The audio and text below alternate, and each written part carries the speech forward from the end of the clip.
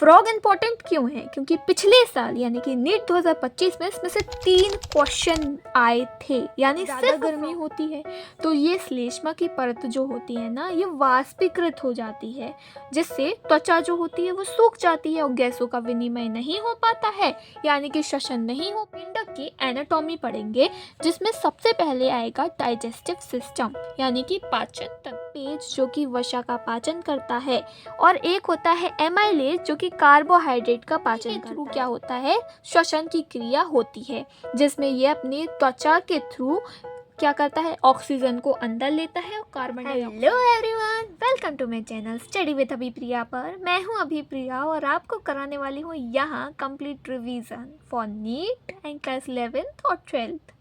ठीक है, तो आज हम पढ़ने वाले हैं फ्रॉग यानी कि मेंढक, और इससे पहले हमने इसी चैप्टर कौन से प्राणियों में संरचनात्मक संगठन में एनिमल टिश्यूज और कॉकरोच पढ़ लिया है, जिनकी लिंक मैं दे देती हूँ, तो ऊपर आई बटन पर क्लिक करके इन्हें देख लेना। स्टार्ट करते हैं। बहुत ही इजी तरीके से शॉर्ट नोट्स के थ्रू हम पढ़ेंगे, रिवीजन करेंगे। ठीक है, अब फ्रॉग इम्पॉर्टेंट क्यों है? क्योंकि पिछले साल यानी कि नीट 2025 में इसमें से 3 क्वेश्चन आए थे, यानी सिर्फ फ्रॉग में से 3 क्वेश्चन आए थे। पढ़ते हैं। जो हमारा फ्रॉग है वो एनिमल किंगडम में आता है। अगर हम देखें तो ये कॉर्डेट्स फाइलम में आता है, यानी कि रज्जुकी संघ में आता है, और कशेरुकी उपसंघ में आता है। और ये वर्ग यानी क्लास किस में आएगा? उभयचर में। हमने सुना है ना कि मेंढक क्या होता है? उभयचर होता है। उभयचर का मतलब क्या होता है? जो जल और थल दोनों जगह रहते हैं उन्हें उभयचर कहते हैं। ये आपके एनसीईआरटी में दिया था इतना, तो ये इम्पॉर्टेंट है। अब भारत में जो मेंढक की स्पीसीज पाई जाती है उसका साइंटिफिक नेम क्या है? तो वो है राना टिग्रीना। इम्पॉर्टेंट है। अब बात करते हैं इसकी मॉर्फोलॉजी की। तो मॉर्फोलॉजी में सबसे पहला पॉइंट क्या आता है कि इनका शरीर 2 भागों में विभाजित होता है, एक सिर और एक धड़। इनमें गर्दन भी नहीं होती और पूंछ भी नहीं होती। ठीक है, ये क्या होते हैं? असमतापी होते हैं, यानी कि शरीर का ताप नियमन करने की क्षमता इनमें नहीं होती है, यानी कि अपने शरीर का टेम्परेचर ये बाहर के वातावरण के अनुकूल बैलेंस नहीं कर पाते हैं। ठीक है, इसलिए तो ये सर्दी और गर्मी में क्या हो जाते हैं? निष्क्रिय अवस्था में चले जाते हैं और जाके कहाँ? बिलों में या तो गड्ढों में छिप जाते हैं। ठीक है, तो गर्मियों में ये ग्रीष्म निष्क्रियता दिखाते हैं, सर्दी में शीत निष्क्रियता। ठीक है, अब थर्ड पॉइंट क्या आता है? इनकी त्वचा जो रहती है वो आर्द्र होती है, नम त्वचा होती है। क्यों होती है? क्योंकि इनमें म्यूकस पाई जाती है, यानी कि श्लेष्मा की परत से ये ढकी रहती है। श्लेष्मा क्या होती है? ये एक चिपचिपा सब्सटेंट होता है जो कि एकदम फिसलन जैसी, जैसे आपने स्लाइम देखी होगी ना, बिल्कुल उस तरीके की लेयर इनमें पाई जाती है। ये लेयर क्या करती है? गैसों की विनिमय के लिए माध्यम प्रदान करती है। अब गर्मियों में क्या होता है?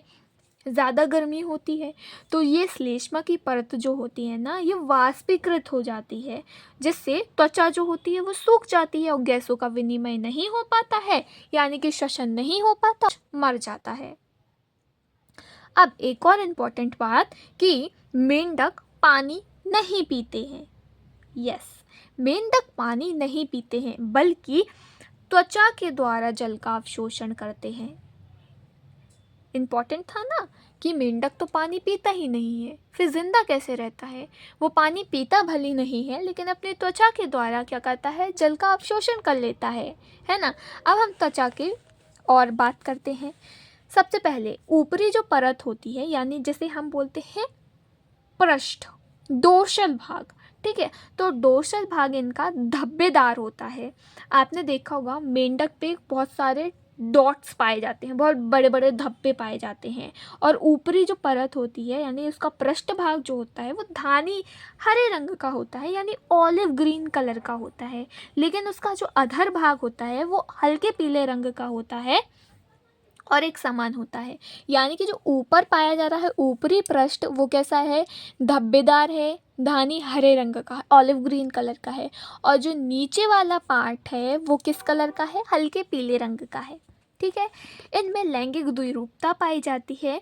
नरों में, स्पेशली नर में क्या? वाक कोश पाए जाते हैं। ठीक है, वोकल सैक पाया जाता है जिसकी मदद से मेंढक टर टर की आवाज़ निकालता है और मादा को क्या करता है, आकर्षित करता है। अग्रपाद की बात करें, मेंढक में क्या होते हैं, अग्रपाद होते हैं और पश्चपाद होते हैं, है ना।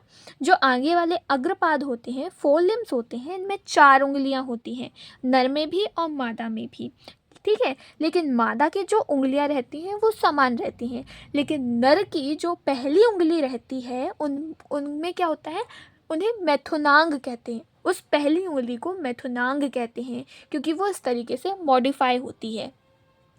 क्यों होती है इसे हम आगे पढ़ेंगे। अग्रपाद की बात कर ली तो पश्चपाद को कैसे छोड़ दें। पश्चपाद में 5 उंगलियां होती हैं जो कि बड़ी होती है और मार्शल होती है। और पता है ये मार्शल जो होता है वो कहीं कहीं खाया भी जाता है, जैसे कि हमारा पड़ोसी राज्य क्या है, चाइना, पड़ोसी देश चाइना, वहाँ पे ये खाया जाता है, ठीक है। ये पश्चपाद क्या करते हैं, चलने कूदने तैरने और बिल खोदने में सहायता करते हैं। और इन्हीं पश्चपाद पर क्या वेब्ड फीट भी कहते हैं। क्यों कहते हैं, क्योंकि इनकी जो पैर रहते हैं ना, इनमें वेब्ड लाइक स्ट्रक्चर पाई जाती है जो कि उसे अच्छे तैरने में क्या करती है, मदद करती है, ठीक है। इसलिए इन्हें हम वेब्ड फीट भी कहते हैं। आप कॉकरोच क्या सॉरी मेंढक जो होते हैं ना, वो मिमिक्री भी करते हैं, अनुहरण करते हैं, यानी कि अपने आसपास की जैसी चीज़ें से अपना रंग बदल लेते हैं। जैसा गिरगिट अपना रंग बदल लेता है ना, वैसे ही मेंढक भी अपना कलर जो है वो चेंज कर लेता है। इसी के साथ ही मेंढक छद्मावरण भी करते हैं, यानी कि शिकारी या शत्रु से छिपने के लिए अपने आप को क्या कर लेते हैं, परिवर्तित कर लेते हैं। अब हम मेंढक की एनाटॉमी पढ़ेंगे जिसमें सबसे पहले आएगा डाइजेस्टिव सिस्टम, यानी कि पाचन तंत्र। पाचन तंत्र 2 भागों में बटा हुआ होता है। एक होती है इसकी आहार नाल और दूसरा होती है पाचक ग्रंथियाँ, ठीक है। तो सबसे पहले आहार नाल को पढ़ते हैं, ठीक है। आहार नाल में सबसे पहले आता है मुख द्वार। मुख द्वार के बाद आती है मुख गुहा। मुख गुहा में होती है द्विपलित जीव। आपने अगर मेंढक की कोई वीडियो देखी हो जिसमें वो इंसेक्ट्स को पकड़ता है, ठीक है, तो वो इंसेक्ट को जब पकड़ता है तो उसकी जीभ पर एकदम फोकस करके देखना, ठीक है। उसकी जीभ जो होगी वो 2 ऐसे अलग अलग क्या पाई जाएंगी, द्विपलित पाई जाएंगी, यानी कि उसमें द्विपालित जीभ पाई जाती है, ठीक है। और इसी के थ्रू वो कुछ इस तरीके से जाती है और डिक पकड़ लेता है, ठीक है। मतलब समझ तो रहे होगे यार, इतने तो होशियार हो ही, है ना।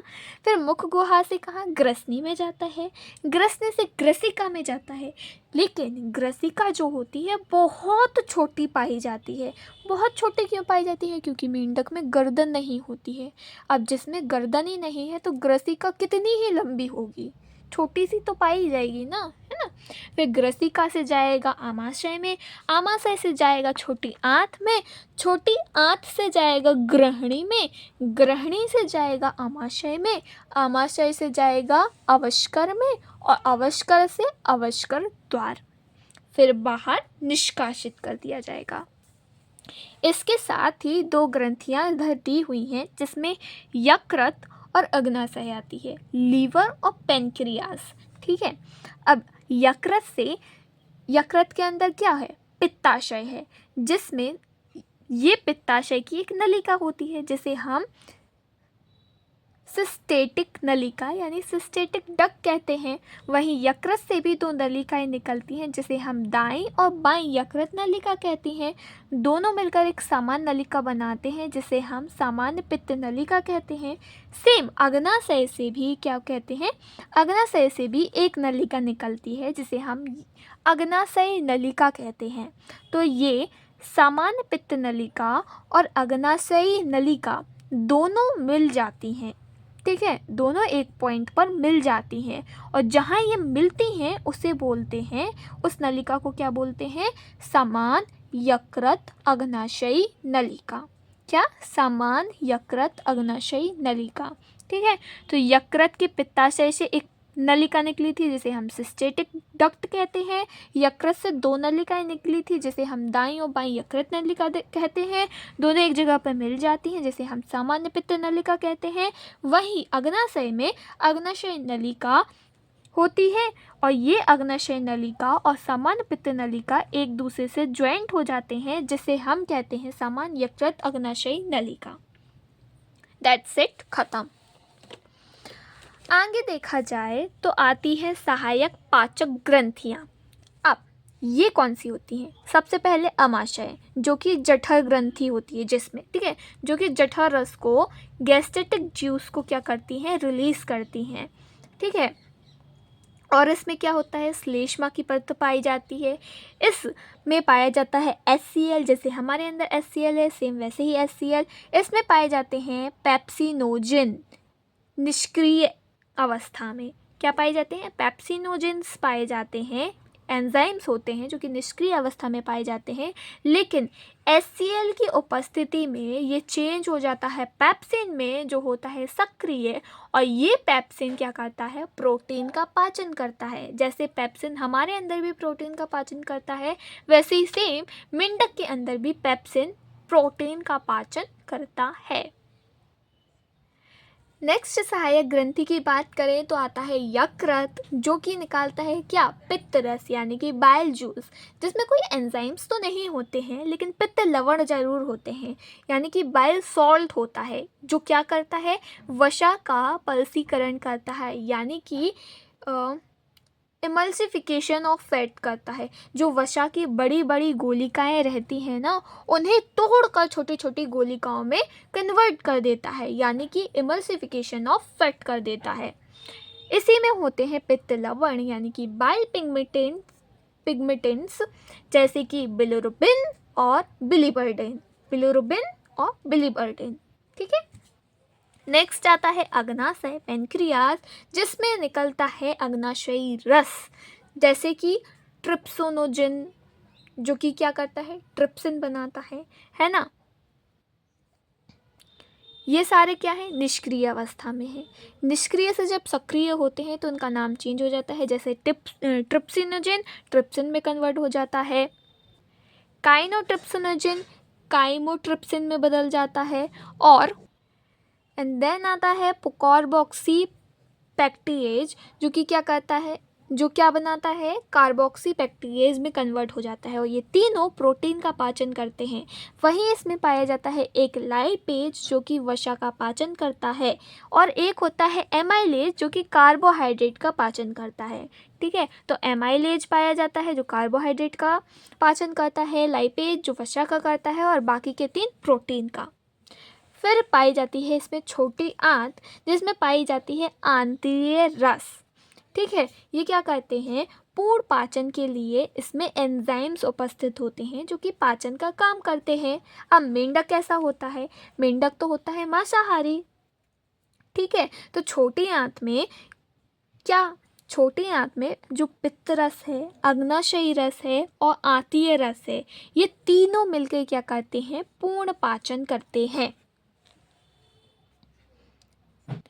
अब इनकी छोटी आंत में कुछ सूक्ष्मांकुर भी पाए जाते हैं जो क्या करते हैं, अवशोषण के लिए क्षेत्रफल को बढ़ा देते हैं, यानी इन सूक्ष्मांकुर की वजह से इनमें जल का अवशोषण अच्छे से हो जाता है, ठीक है। अब हमने पढ़ी थी कि इनमें द्विअवतलीय जीभ पाई जाती है, ठीक है। और ये जीभ जो होती है वो क्या है, अग्रभाग से जुड़ी हुई होती है। जो मेंढक का अग्रभाग होता है ना, उससे ये जुड़ी हुई होती है। ये इम्पॉर्टेंट है इसलिए यहाँ पे बता दिया। नेक्स्ट की बात करें तो इनमें पाया जाता है श्वसन तंत्र, रेस्पिरेटरी सिस्टम, ठीक है, जो जिसमें से क्वेश्चन बना था 2025 में, ठीक है। इसे में पढ़ते हैं तो इनमें मेनली 3 तरह का रेस्पिरेटरी सिस्टम पाया जाता है। सबसे पहले जो आता है उसे हम त्वचीय श्वसन कहते हैं, जो कि नम त्वचा से श्वसन करता है, और ये जल में, थल में, साथ ही साथ शीतम और ग्रीष्म निष्क्रियता के समय इसी के थ्रू क्या होता है, श्वसन की क्रिया होती है, जिसमें ये अपनी त्वचा के थ्रू क्या करता है, ऑक्सीजन को अंदर लेता है और कार्बन डाइऑक्साइड को सरल विसरण के द्वारा बाहर निकाल देता है। नेक्स्ट आता है मुखग्रसनी श्वसन। मुखग्रसनी श्वसन थल पर किया जाता है और आंशिक रूप से जल में भी होता है। किससे? मुख के द्वारा। मुखग्रसनी श्वसन मुख के द्वारा होता है, जो कि थल पे तो करता ही करता है और आंशिक रूप से पानी में भी होता है। फिर होता है फेफड़ों द्वारा, यानी कि फुफ्फुसीय श्वसन। तो ये कहाँ होता है? ये सिर्फ और सिर्फ थल में होता है। ठीक है। अब लंग्स के बारे में हमने पढ़ा है, तो थोड़ा और डिटेल में जान लेते हैं। ठीक है। जो इनके लंग्स होते हैं, यानी कि फेफड़े, वो कैसे होते हैं? लंबे होते हैं, अंडाकार होते हैं, गुलाबी रंग के होते हैं और थैलेनुमा संरचना में होते हैं, जो कि वक्ष के अधर भाग में उपस्थित होते हैं। अब इनमें पाए जाते हैं। गैस का विनिमय कैसे होगा? सबसे पहले बाह्य नासा छिद्र से ऑक्सीजन को लिया जाएगा, जो कि नासा कक्ष में आएगी। फिर नासा कक्ष से आंतरिक नासा छिद्र में जाएगी। आंतरिक नासा छिद्र से मुख ग्रसनी गुहा में जाएगी। मुख ग्रसनी गुहा से फेफड़ों में जाएगी और फेफड़ों में क्या होगा? गैस का विनिमय होगा। और फिर इसी के विपरीत डायरेक्शन में क्या जाती है? अपनी कार्बन डाइऑक्साइड जाती है, जो कि बाह्य नासा छिद्र से बाहर निकल जाती है। फिर आता है उत्सर्जन तंत्र, यानी कि एक्सक्रीटरी सिस्टम। ये क्या होता है? इनमें सबसे पहले एक जोड़ी वृक्कक पाए जाते हैं, यानी कि एक पेयर क्या पाई जाती है? किडनी पाई जाती है। एक जोड़ी मूत्र वाहिनियाँ होती है, यानी कि यूरेटर होती है। और एक मूत्राशय होता है, यूरिनरी ब्लैडर। और एक अवस्कर पाया जाता है। ठीक है। अब इसको डायग्राम से समझते हैं। सबसे पहले एक पेयर क्या? किडनी के पाए जा रहे थे। ठीक है। जो कि गहरे लाल रंग के सेम के आकार के होते हैं, लाइक ह्यूमंस, राइट। ठीक है। ये पीछे की ओर स्थित होते हैं, यानी कि कहाँ? कशेरुक दंड के दोनों ओर स्थित होते हैं। पीछे की ओर कशेरुक दंड के दोनों ओर स्थित होते हैं। फिर यूरेथ्रा पाई जा रही थी, जो कि कहाँ खुलती है? अवस्कर में खुलती है। और एक मूत्राशय भी पाया जा रहा था। ठीक है। और यहाँ क्या है? अवस्कर द्वार है, जहाँ से मल और मूत्र क्या निकलते हैं? दोनों निकल जाते हैं। नर में क्या था? जो जनन नलिका होती है वो अवस्कर में खुलती है, और वहीं मादा में जो मूत्रवाहिनी और अंडवाहिनी है, दोनों अलग अलग अवस्कर में खुलती हैं। यानी नर में सेम जगह और मादा में दोनों अलग अलग। ठीक है। और ये कैसे होते हैं? ये यूरिया उत्सर्जी होते हैं। मेंढक कैसे होते हैं? यूरिया उत्सर्जी होते हैं। बात करते हैं परिसंचरण तंत्र की, यानी कि सर्कुलेटरी सिस्टम की। तो इनमें बंद प्रकार का क्या पाया जाता है? परिसंचरण तंत्र पाया जाता है, जिसमें हृदय होता है, रक्तवाहिनियाँ होती हैं, रक्त होता है और साथ ही साथ लसिका तंत्र भी पाया जाता है। लसिका तंत्र में क्या क्या चीज़ें आती हैं? लसिका आती है, लसिका वाहिनी आती है और लसिकांग भी आते हैं। बात करते हैं सबसे पहले हृदय की, हार्ट की। तो इनमें 3 कोष्ठीय हृदय पाया जाता है, 3 चैम्बर्ड हार्ट होता है, जिसमें और क्या होती है? सिरा कोटर होती है, जो कि इसके पृष्ठ भाग में पाई जाती है। और धमनी शंकु होता है, जो कि अधर भाग में पाया जाता है। ये कैसा होता है? पेशीजनक हृदय होता है। डायग्राम से देखते हैं तो इनमें क्या है? 2 आलिंद पाए जाते हैं, दाया आलिंद और बाया आलिंद। ठीक है। और एक क्या पाया जाता है? निलय पाया जाता है। अगर हम देखें तो शिराकोटर कहाँ? पृष्ठ भाग में पाई जाती है, यानी पीछे की ओर पाई जाती है, पीठ की ओर पाई जाती है। और जो अधर भाग में क्या पाया जाता है? धमनी शंकु पाया जाता है। ठीक है। और इस हृदय के ऊपर एक आवरण मिलता है, जिसे हम क्या कहते हैं? पेरिकॉर्डियल कहते हैं आवरण को। ठीक है। ये हृदय खत्म हुआ। अब इसमें ऑक्सीजन आखिर जाता कैसे कैसे है, कहाँ से कहाँ तक जाता है, इसे हम शॉर्ट नोट के थ्रू पढ़ेंगे। इसके थ्रू हम पढ़ेंगे। अभी तो आपको समझ में नहीं आ रहा है, राइट, लेकिन मैं समझाऊंगी ना। देखो, फेफड़ों से ऑक्सीजन हमारे कहाँ पे आती है? बाएं आलिंद में आती है। ठीक है। कौन? ऑक्सीजन आ गई हमारे बाएं आलिंद में। ठीक है। और साथ ही साथ कुछ ऑक्सीजन कहाँ से आती है, हमारी त्वचा के थ्रू भी आती है। ठीक है, तो दोनों से ऑक्सीजन कहाँ आ गई, हमारे बाएं आलिंद में आ गई। ठीक है, तो ये ऑक्सीजनित रक्त जो है वो सबसे पहले जाएगा निलय में। ठीक है, अब क्योंकि निलय में ये ऑक्सीजनित रक्त आ गया, लेकिन जो हमारा बायां निलय है ना, वहाँ से विऑक्सीजनित रक्त भी आता है। कैसे आता है ये आगे पढ़ेंगे। ठीक है, तो दोनों रक्त यानी ऑक्सीजनित रक्त और विऑक्सीजनित रक्त दोनों क्या हो गए, मिक्स हो गए। ठीक है, ये मिक्स रक्त कहाँ जाएगा, धमनी शंकु में जाएगा। ठीक है, धमनी शंकु से ये मिश्रित रक्त हमारी त्वचा, हमारे ब्रेन और साथ ही साथ सभी भागों में यानी अन्य भागों में भी चला जाएगा। कौन सा रक्त, मिश्रित रक्त। फिर ये सभी अंग क्या करते हैं, ये सभी अंग ऑक्सीजन को तो ले लेते हैं। ठीक है, और साथ में जो हमारी विऑक्सीजनित रक्त होता है उससे क्या करते हैं, बाहर निकाल देते हैं। यानी सिर्फ ऑक्सीजन को कंज्यूम कर लिया, बाकी जो अवशिष्ट था वो आगे निकाल दिया। ठीक है, फिर ये विऑक्सीजनित रक्त जो है वो शिरा कोटर में जाएगा। ठीक है, शिरा कोटर से ये विऑक्सीजनित रक्त जिसमें कार्बन डाइऑक्साइड की मात्रा ज़्यादा है, ये कहाँ आता है, दाएं आलिंद में आता है। आ गया दाएं आलिंद में विऑक्सीजनित रक्त। फिर ये क्या होता है, फिर से वही प्रोसेस होती है, देन खत्म। इतना सा तो था ही, फालतू में टेंशन। फिर आएगा निवाहिका तंत्र। ये क्या होता है, अब चूंकि मेंढक में निवाहिका तंत्र पाया जाता है इसलिए हमें ये पढ़ना पड़ेगा। देखो, सामान्य परिसंचरण तंत्र क्या होता है कि रक्त जो है वो हृदय से ऑर्गन में, फिर ऑर्गन से हार्ट में चला जाता है। ठीक है, हृदय से ऑर्गन में धमनी के थ्रू और ऑर्गन से हार्ट में शिरा के थ्रू रक्त का परिसंचरण हो जाता है।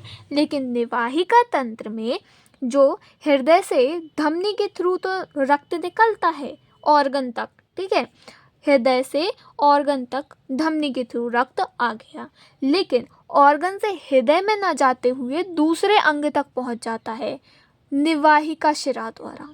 ठीक है, ऑर्गन से ऑर्गन में पहुंचता है निवाहिका शिरा द्वारा, फिर दूसरे ऑर्गन से हार्ट में ये रक्त पहुंचा दिया जाता है शिरा के द्वारा। तो यहाँ 3 तरह की शिराएं पाई जाती हैं, पहली धमनी, दूसरी निवाहिका शिरा और तीसरी शिरा। ठीक है, हार्ट से ऑर्गन, ऑर्गन से ऑर्गन, फिर ऑर्गन से हार्ट, इसे बोलते हैं निवाहिका परिसंचरण। अब निवाहिका परिसंचरण 2 टाइप का होता है, पहला यकृत निवाहिका तंत्र और दूसरा वृक्क निवाहिका तंत्र। ठीक है, मेंढक में ये 2 प्रकार के पाए जाते हैं। सबसे पहले यकृत निवाहिका तंत्र को पढ़ लेते हैं, हेपेटिक पोर्टल सिस्टम। ठीक है, तो हृदय से रक्त, शुद्ध रक्त, ऑक्सीजन वाला रक्त धमनी के थ्रू छोटी आंत में आएगा, फिर छोटी आंत से निवाहिका शिरा द्वारा यकृत में जाएगा। क्योंकि ये यकृत में जा रहा है इसलिए हम क्या बोलते हैं, इस नलिका को क्या बोलेंगे, यकृत निवाहिका शिरा। ठीक है, यकृत में जा रहा है इसलिए इसका नाम क्या हो गया, यकृत निवाहिका शिरा। फिर यकृत निवाहिका शिरा से यकृत में पहुंच गया, फिर यकृत से शिरा के द्वारा हार्ट में पहुंच जाएगा। तो हार्ट से छोटी आंत, छोटी आंत से यकृत, यकृत से फिर हार्ट, डन। अब आएगा वृक्क निवाहिका तंत्र। यहाँ यकृत था, यकृत में जा रहा था, यहाँ वृक्क है तो कहाँ जाएगा, वृक्क में जाएगा। ठीक है, लेकिन ये वाला पार्ट तो चेंज हुआ ना, हार्ट से कहाँ जाता है, निचले भाग के अंग तक जाता है रक्त। ठीक है, धमनी द्वारा, फिर धमनी से वृक्क निवाहिका शिरा द्वारा वृक्क तक जाएगा, फिर वृक्क से शिरा के द्वारा हार्ट पे चला जाएगा। सिंपल, खत्म हो गया। फिर आता है हमारा रक्त। रक्त में क्या होता है, प्लाज्मा होता है और कोशिकाएं होती हैं, रक्त कोशिकाएं। रक्त कोशिकाएं में कौन कौन आती हैं, आरबीसी, डब्ल्यूबीसी और प्लेटलेट्स। ठीक है, आरबीसी यानी कि रेड ब्लड सेल्स, डब्ल्यूबीसी यानी कि वाइट ब्लड सेल्स और प्लेटलेट्स तो आप जानते ही हो। जो एरिथ्रोसाइट्स होती है यानी कि हमारी आरबीसी होती है, ये बाइकॉन्केव होती है जिसमें केंद्रक पाया जाता है। ठीक है, इसमें लाल रंग का वर्णक भी होता है जिसे हम हीमोग्लोबिन कहते हैं, जो कि गैस का परिवहन करता है। अगर हम रक्त वाहिनियों की बात करें तो इसमें धमनी, शिरा और केशिकाएं पाई जाती हैं। क्या क्या? धमनी, शिरा और केशिकाएं पाई जाती हैं। और साथ ही साथ एक लसिका तंत्र भी होता है जो कि सेम होता है हमारे ह्यूमंस के जैसा। ठीक है, तो उसे हम कहाँ पढ़ेंगे? शरीर द्रव एवं परिसंचरण तंत्र में एकदम डिटेल में पढ़ेंगे इस चैप्टर में। ठीक है, तो वेट करो, और अगर नए हो तो सब्सक्राइब करना मत भूलना ताकि आप लोग इसे मिस ना कर दो। ठीक है, नेक्स्ट आता है हमारा तंत्रिका तंत्र यानी कि नर्वस सिस्टम। आओ पढ़ते हैं। ये नर्वस सिस्टम के 3 भाग होते हैं, एक केंद्रीय तंत्रिका तंत्र, एक स्वायत्त तंत्रिका तंत्र और एक परिधीय तंत्रिका तंत्र। CNS, ANS, PNS, CNS, ANS, PNS। ठीक है, जो हमारा केंद्रीय तंत्रिका तंत्र है उसमें मस्तिष्क यानी कि ब्रेन और मेरुरज्जु यानी कि स्पाइनल कॉर्ड आती है। वहीं ANS भाग में हमारा अनुकंपीय भाग और परानुकंपीय भाग आता है। ठीक है, जो अनुकंपीय भाग रहता है ये आपातकालीन अवस्था में हमारे क्या ब्रेन को मैसेज पहुंचाता है। जो हमारा परानुकंपीय तंत्र होता है ये सामान्य अवस्था में वर्क करता है। जो हमारा PNS भाग होता है इसमें कपालीय तंत्रिकाएं पाई जाती हैं 10 जोड़ी, और वहीं दूसरा क्या है, इसमें मेरु तंत्रिकाएं पाई जाती हैं 10 जोड़ी। यानी PNS 2 भागों में बटा होता है, कपालीय तंत्रिकाएं और मेरु तंत्रिकाएं, दोनों कितनी 10-10 जोड़ी पाई जाती हैं। मस्तिष्क देखा जाए तो हमारा मस्तिष्क जो होता है वो किसके थ्रू? कपाल के थ्रू ढका हुआ होता है। जैसे हमारा सिर ढका हुआ है ना, सेम वैसे ही मेंढक का सिर भी कपाल के थ्रू ढका हुआ होता है। नीचे एक छिद्र पाया जाता है, उसी कपाल में नीचे की ओर एक छिद्र पाया जाता है जिसके ऊपर हमारी क्या पाई जाती है? मध्यांश ऑब्लंगेटा पाई जाती है, और इसके छिद्र के थ्रू हमारी कुछ रज्जुएं निकलती हैं जिसे हम मेरुरज्जु कहते हैं। जो हमारा कपाल है, कपाल से मस्तिष्क तक कुछ आवरण पाए जाते हैं, उनके नाम जान लेते हैं। सबसे पहले कपाल यानी जिसे हम खोपड़ी भी कहते हैं वो पाई जाएगी सबसे ऊपर। फिर इसमें नीचे की ओर एक पदार्थ पाया जाता है जिसे हम ड्यूरा मैटर कहते हैं। फिर उसके नीचे भी एक और मैट्रिक्स पाया जाता है जिसे हम पारा एरेक्नॉइड मैटर कहते हैं। ठीक है, ये ड्यूरा मैटर और पारा एरेक्नॉइड मैटर दोनों मिलके क्या करते हैं? आवरण का काम करते हैं, और खोपड़ी तो कर ही रही है सुरक्षा का काम। ठीक है, अब ब्रेन के 3 भाग होते हैं। सबसे पहले अग्र मस्तिष्क, फिर पश्चिम मस्तिष्क, और फिर आता है हमारा अग्र मस्तिष्क, मध्य मस्तिष्क और पश्चिम मस्तिष्क। अग्र मस्तिष्क में एक जोड़ी घ्राणपालियाँ पाई जाती हैं, एक जोड़ी प्रमस्तिष्क गोलार्ध अर्धगोलार्ध पाए जाते हैं, और डायनसेफेलॉन पाया जाता है। एक जोड़ी घ्राणपालियाँ, एक जोड़ी प्रामस्तिष्क अर्धगोलार्ध, डायनसेफेलॉन। मध्य मस्तिष्क में 2 चीज़ें होती हैं, एक होती हैं दृक्पालियाँ और एक होती है क्रूरा सेरिब्री। दृक्पालियाँ और क्रूरा सेरिब्री। जो हमारा पश्चिम मस्तिष्क होता है वो 2 भागों में बटा हुआ होता है, एक अनुमस्तिष्क और एक मध्यांश ऑब्लंगेटा। ठीक है, अब नेक्स्ट करते हैं हम संवेदी तंत्र की बात, सेंसरी सिस्टम की बात। सेंसरी सिस्टम में क्या क्या चीज़ें होती हैं? सबसे पहले नेत्र होते हैं, त्वचा होती है, नाक होती है, जिह्वा होती है और कर्ण होती है। यानी टोटल 5 तरीके की होती हैं। कौन कौन सी? आँख, त्वचा, नाक, जिह्वा, कर्ण। अब आँख, एक जोड़ी आँख पाई जाती है जो कि पार्श्व पृष्ठ भाग पर पाई जाती है। कहाँ पर? पार्श्व पृष्ठ भाग पर पाई जाती है, जिनमें 3 पलकें होती हैं। एक सबसे निचली पलक होती है जो कि गति नहीं करती है, फिर उसके ऊपर एक पलक पाई जाती है जो कि गति करती है, और फिर एक होती है निमेशक पटल जो कि सिर्फ पानी में आँखों को ढकने का काम करती है। ठीक है, इनमें पाए जाते हैं क्या?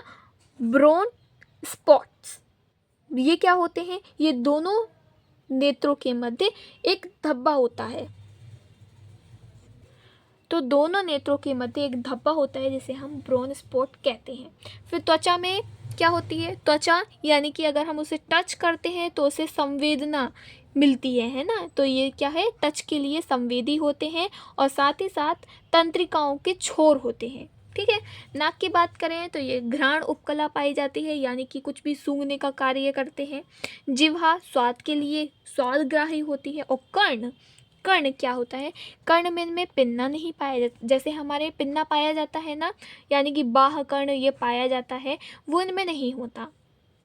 इनमें कर्ण पल्लव होते हैं, जो कि क्या, बाह्य कर्ण को प्रदर्शित करते हैं। कर्ण पल्लव होते हैं, एक मिनट दिख रहा है, ठीक है। कर्ण पल्लव ही बाह्य कर्ण को प्रदर्शित करते हैं, यानी कि जो हमारे कान के अंदर वाला मटेरियल है ना, वो मेंढक में बाहरी प्रदर्शित होता है, ठीक है।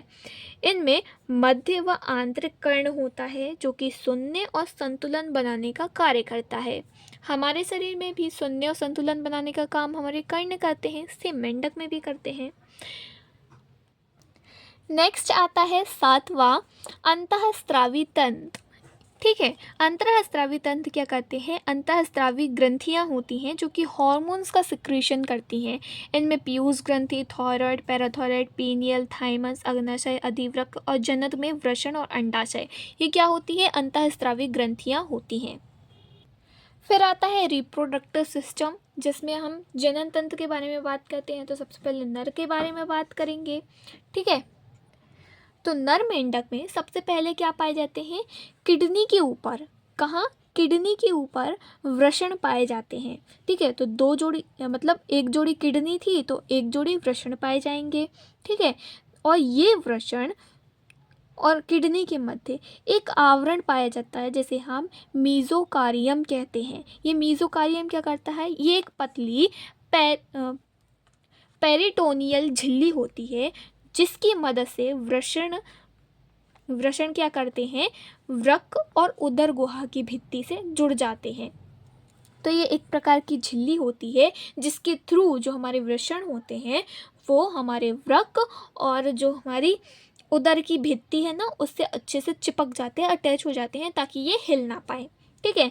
फिर वृषण से जो हमारे शुक्राणुओं का क्या होता है, निर्माण हो जाता है, ठीक है। फिर ये शुक्राणु कहाँ जाते हैं, शुक्रवाहिनी में जाते हैं। शुक्रवाहिनियों की संख्या कितनी होती है, 10 से 12। तो 10 से 12 शुक्रवाहिनियों में शुक्राणु पहुँच गए। फिर यहाँ से बीडन नलिका में जाएंगे। फिर बीडन नलिका से मूत्र जनन नलिका में जाएंगे, जहाँ पे मूत्र प्लस जो हमारे यूरिन है प्लस स्पर्म्स दोनों क्या होते हैं, साथ में होते हैं, साथ में मिले हुए होते हैं। कहाँ पर, मूत्र जनन नलिका में। फिर यहाँ से कहाँ जाते हैं, अवस्कर में जाएंगे। फिर अवस्कर से कहाँ जाएंगे, अवस्कर द्वार द्वारा शुक्राणुओं को बाहर पानी में निकाल दिया जाएगा, ठीक है। ये तो हो गई नर की बात। साथ ही साथ जो हमारे वृषण थे, टेस्टिस थे, उनके ऊपर एक संरचना मिलती है, जिसे हम वशाकाय बोलते हैं, फैट बॉडीज बोलते हैं, जो कि वसा का संग्रहण करती है। अब आते हैं मादा जनन तंत्र की, तो इसको भी डायग्राम के थ्रू सबसे पहले समझते हैं। तो यहाँ पे सबसे पहले क्या पाए जाते हैं, अंडाशय पाए जाते हैं, ठीक है, जो कहाँ होते हैं, वहीं वृक्क के पास स्थित होते हैं अंडाशय, ठीक है। इसमें भी क्या पाया जाता है, मीजोवेरियम का आवरण पाया जाता है। वहाँ क्या था, मीजोजार्कियम था, यहाँ मीजोवेरियम है, ठीक है। ये क्या करते हैं, अंडाशय का आवरण है, जो कि उदर गुहा से जुड़ा हुआ होता है, ठीक है। फिर यहाँ से जो हमारे अंडाणु हैं वो कहाँ जाते हैं, इस कीपक के थ्रू, इसे हमने बाहर निकाल दिए अंडाणु को, तो ये कीपक के थ्रू अंडवाहिनी में जाते हैं, ठीक है। अंडवाहिनी से ये कहाँ, अवस्कर में आते हैं। फिर अवस्कर से अवस्कर द्वार, और फिर अवस्कर द्वार से ये पानी में कितने अंडाणु, 2500 से 3000 अंडाणु इकट्ठे पानी में निकाल दिए जाते हैं, ठीक है। तो ये समझ में आया। अब हम इसे शॉर्ट नोट के थ्रू अगर देखें दोनों को, तो नर में क्या, सबसे पहले वृषण, यहाँ पे शुक्राणु का निर्माण हुआ। फिर यहाँ से 10 से 12 शुक्राणु वाहिनी में चले गए। फिर यहाँ से बीडन नलिका में, बीडन नलिका से मूत्र जनन नलिका में, फिर यहाँ से अवस्कर में, अवस्कर से अवस्कर द्वार में, फिर शुक्राणु को बाहर निकाल दिया पानी में। अगर मादा की बात करें तो सबसे पहले अंडाशय से अंडाणु अंडवाहिनी में जाएंगे, अंडवाहिनी से अवस्कर में, अवस्कर से अवस्कर द्वार में, और फिर अवस्कर द्वार से पानी में 2500 से 3000 अंडाणु को बाहर निकाल दिया जाएगा। फिर क्या होगा, इनमें बाह्य निषेचन होगा। क्यों? क्योंकि ये पानी में हो रहा है ना, तो पानी में हो रहा है इसलिए बाह्य निषेचन होगा, जिससे टेडपोल का निर्माण होगा, जो कि एक मछली जैसी संरचना होती है। अब इस टेडपोल में क्योंकि थायराइड ग्रंथि पाई जाती है, जिससे थायरॉक्सिन हार्मोन निकलता है, ये थायरॉक्सिन हार्मोन क्या करता है, कायांतरण में मदद करता है, और कायांतरण के थ्रू फिर क्या, ये जो टेडपोल लार्वा था ये वयस्क मेंढक में बदल जाता है। अब एक क्वेश्चन बनता है कि अगर टेडपोल में थायराइड ग्रंथि को हटा दिया जाए तो क्या क्या होगा, तो आंसर क्या होगा, वयस्क का निर्माण नहीं होगा, वयस्क मेंढक का निर्माण नहीं होगा। सबसे लास्ट में आता है कि आखिर मेंढक के महत्व है क्या। तो सबसे पहले ये पारिस्थितिकी यानी इकोसिस्टम में खाद्य श्रृंखला के जाल का एक महत्वपूर्ण भूमिका निभाती है ना। मेंढक क्या है, हमारे इकोसिस्टम में जो खाद्य श्रृंखला है, खाद्य जाल है, उसका एक महत्वपूर्ण भाग ही तो है, राइट, जो कि किसानों का दोस्त भी होता है ना। और क्या होता है, कई देशों में इसके मार्शल पेल को खाया भी जाता है, मैंने पहले भी बताया था, जैसे कि चाइना, राइट। सो इसी के साथ ये मेंढक ख़त्म हुआ है। इसके बाद मिलते हैं नेक्स्ट वीडियो में नेक्स्ट टॉपिक के साथ। बने रहिए इसी चैनल पर, और अगर वीडियो पसंद आई हो तो लाइक, कमेंट और सब्सक्राइब करना मत भूलना, और अपने दोस्तों को लाना तो बिल्कुल भी मत भूलना। और अगर आपको सेल वाला चैप्टर चाहिए है तो उसकी वीडियो आपको स्क्रीन पे दिखाई दे रही होगी, जाके देखिए और एंजॉय करिए। मिलते हैं नेक्स्ट वीडियो में, तब तक के लिए बाय बाय।